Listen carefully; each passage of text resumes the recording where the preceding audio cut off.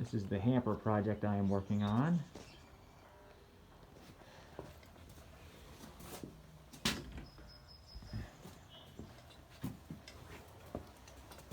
This is one of the hampers, which will tilt out like such.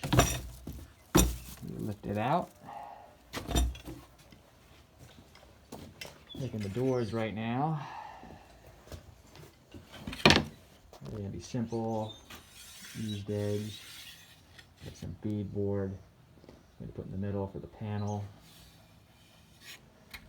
This is a tongue and groove joint. Like where it sits in.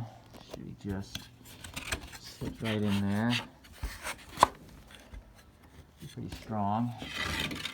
A 1-inch long tenon. Fit is pretty good. I'm going to have to sand this a little bit.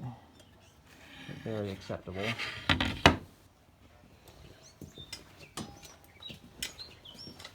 This is the bead board sheet. It's actually MDF, medium density fiberboard. Very dimensionally stable.